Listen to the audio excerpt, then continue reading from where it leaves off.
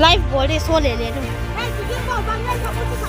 Gana ai sab diu hai. Mi pi te ho sab diu hai nu te ho.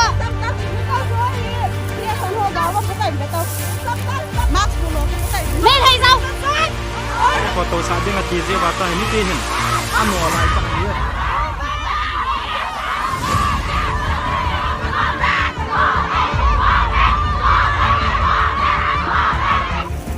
Viebo Center for Sohilam pihin zon lawa gamlangan dalo he. Gamlang apa na post an zon hin.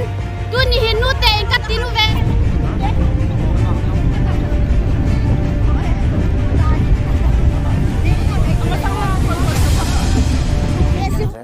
Mọi người làm nó yên bí, tôi có mọi người usit tao cái làm tao cái lôi dài, ở khơi mà tăng cái tay ra thế co, xem này em, mọi combing operation sẽ thuộc một cái combing operation, mà trong mang ra để bao game hiện tại để bao combing operation, mà chỉ nên cái terrorist phá rồi nó ra này co.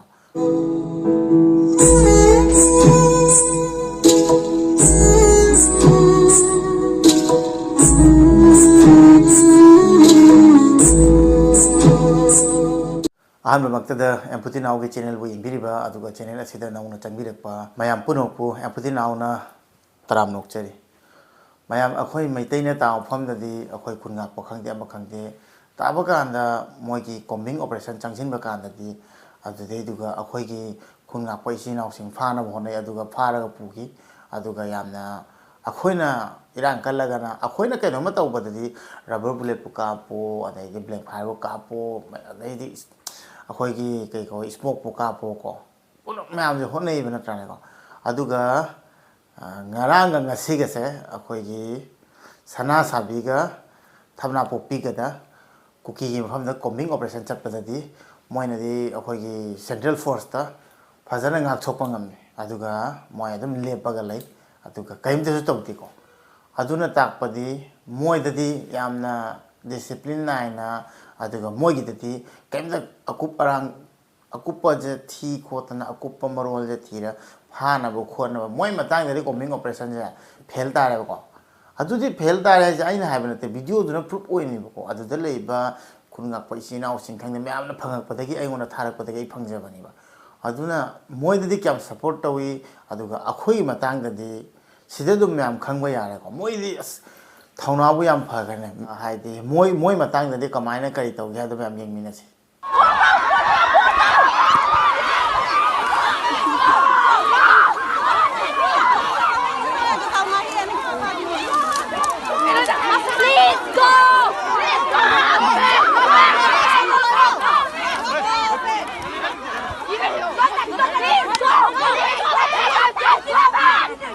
Pun syukuran tak bang?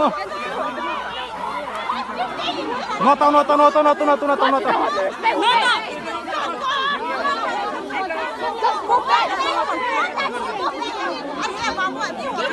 Pia fole,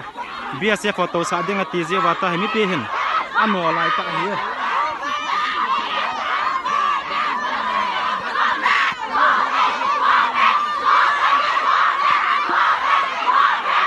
Sanamanbi, kau boleh tunggu sih.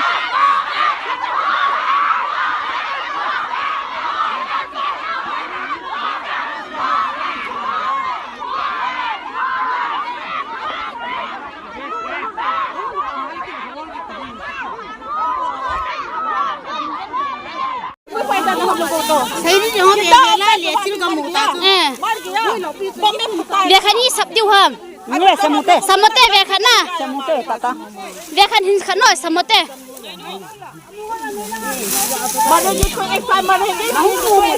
Anh đi lang ngay nữa. Về khán hình sama ai sập tiêu hay về khán. Lang không đình tang. Gan hai sập dabong ba sập tiêu hay không yên. कितना दिक्कत देता है हम लोगों को हम लोग तो सोचा था हम लोग लंगा हुआ का प्रोटेक्शन करेगा नहीं नो लंगा हुआ ये सब दियो है बेखा तो सही पर और ही तो सही पर तो आ क्या ये लाइट आउ है तो इसलिए तो चले जाओ बोले ना क्या ये लाइट आउ तो है हम लोगों के लिए डिस्टर्ब है वो लाइव बोले सो ले ले दूं है चिकन को गाना सब गाना ये सब दियो है मी पीते हो सब दियो है नु ते हो ये सब हो गावा पता है बेटा मार्क्स बोलो को पता है मैं है जाओ No prison sign! No prison sign! No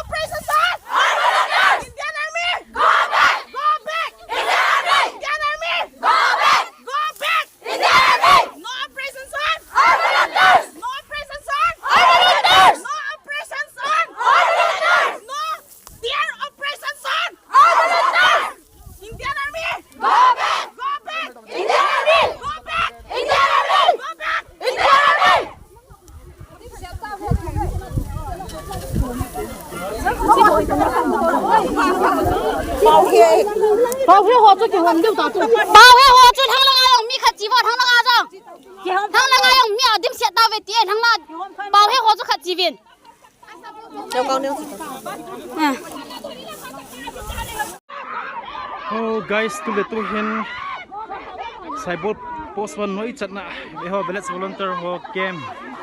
so sitting in center forces so tam ta pi hong ki tolobin post no ya hin pi ho pa tne ke den te lai ta hi tu ta he amoi lu nova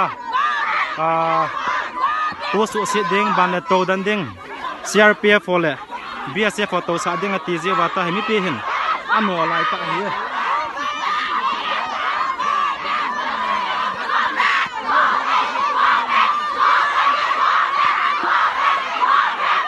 Sanamanbi,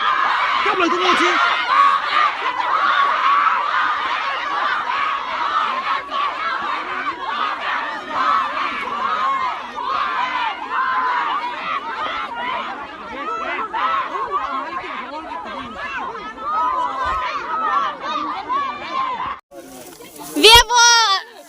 Center for Sohilam pihin zon lawa gamlang andalo he gamlang apa na post anjuno hin tu ni hinu te katinu ve vin हमारा बड़ा हुआ मुझे सिखा आप लोग देखो hilang azong hi in hilang azong hi ve chi ve vin Center for So lampi hin zon lawa go back sai bo lang mu lang apa ra hung karwa go back nu te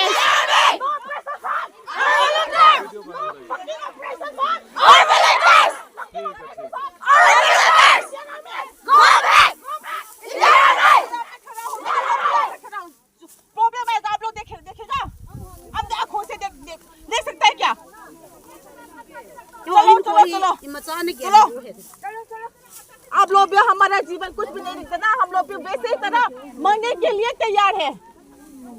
हम लोग भी भारत माता की बेटियां है कुछ कम नहीं है thu gilta ta sai to gilta ta sai ri cha po na diu wa he हमारा भाई बहन जो भी मरा है ना no ho ji te hi tin ki boran lung da उसके लिए हम लोग भी लुंग hai दिउ ना हमारा जीवन हमारा जान तक भी दे सकता है कुछ भी नहीं है यहाँ पे चले जाओ हम लोग कुछ problem nga jong ho hi in kan ve sa diu he amun mona he nunga ho nu ti hoi lat thani nu mote mun tin hi a so gam taw ve long ha long ka lo ha lấy phong tiêu mới bảo vệ a mi lo dong mai khai giao am ve bo mai lai giao a lai diu he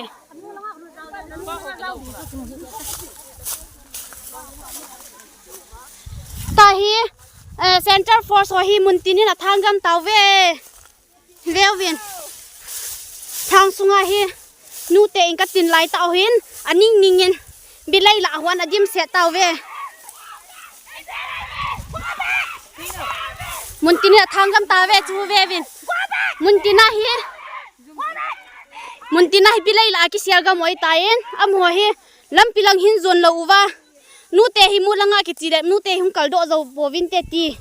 lungial anai uwa hum kalo he tu ni he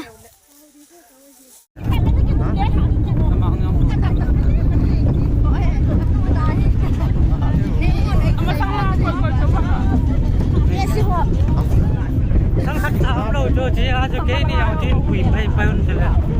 đã chân chân đồ số tiền đâu biết thế nó chúng điều ra là nó tụ vào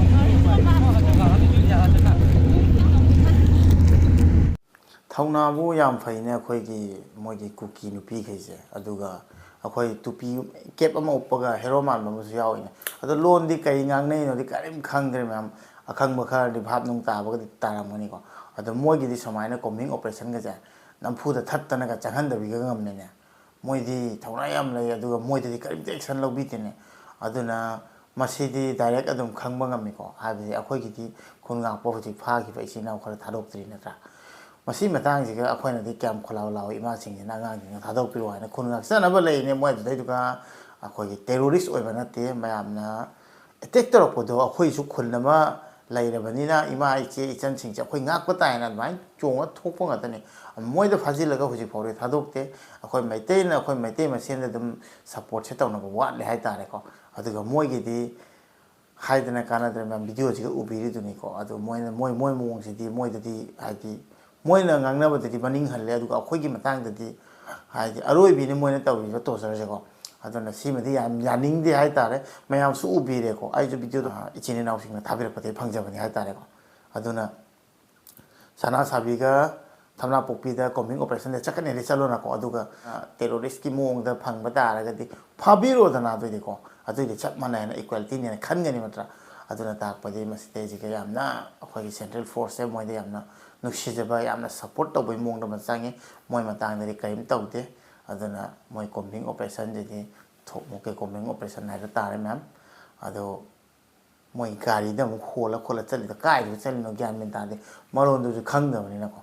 अदुना ज्ञान में तादे ma'am आइना update पिजरे छे मोय combing operation गरा ngasi चटपदो Simong the ओय हाइना आइना इचिन इनाउसिंदगी खंगबदगी इना हापसरपन हाइबा तारे मोइगी कॉम्बिंग ऑपरेशन मोइ मतांगदि सिगी मोंगदा ओय हाइबदो अदुगा अखोय मैतैगी कॉम्बिंग ऑपरेशन दि अखोयदि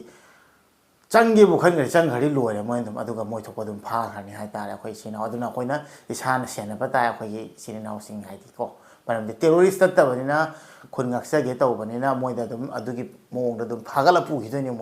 मोइदि अदु सुंग कैमते येंगोय अखोयदि अदुना सेंट्रल फोर्स इजु खंगद्रे मोइदा यामना येंबी अदुगा मोइनदि उसितबा तौगेरा अमा तौगेरा लोय याय अखोय मतांग त यादेको सेने मैम मोइ कॉम्बिंग ऑपरेशन जे थोकमोकी कॉम्बिंग ऑपरेशन मथोंग मांग जादबा ग्यामेन तादबा कॉम्बिंग ऑपरेशन मसिजिने करी टेररिस्ट फादोनो नत्रानेको अदुगा कापन सोम पगाम काप लै आई इसिनाव सिंगे पाव फंगदा खंगे हाइतारे सिना मोइ पगाम काप लैको Kakak sudah tuh dia लोग एक्शन लौदि नत्रा अदुगा अखोयना का अदुमाय कापमदि लोयरमनि मैम अदुना अखोय मैतैसिसु हाइदि अखोय मसेनजे यामनि यूनिटी लैते असिमदि फजना खंगे अदुना फम चौ पायरा थाउदा अखोय जाति मतांगदि लोयना मोइ तौरिगे याय सिमदि नुंगाइते मैतै मोयबनिना थमैसेना लम लाप लैगरा अमा लैगरा सि मतांगदि नुंगाइते सिगु मतांगदि मिट खरा ताहानिंगे अदुगा मोइगिदि सुमाय तौब्रा हाइदो खंगनिंगे ता सोशल मीडिया जेको मसिन मैम मथांगी वीडियो दम थेंगनरसे मैम ngasiगि मसि मतांग से लोसिनजरगे अदुगा एम्पुदिना हागु वीडियो येंबिबगी सपोर्ट तौबिबे दम थैंक यू सो मच ngasiगि दम थंदि अमु बाय बाय तौजरगे मैम नाम नुंगाय लेबिवाना यावबिगनो मैतैनि हाइफर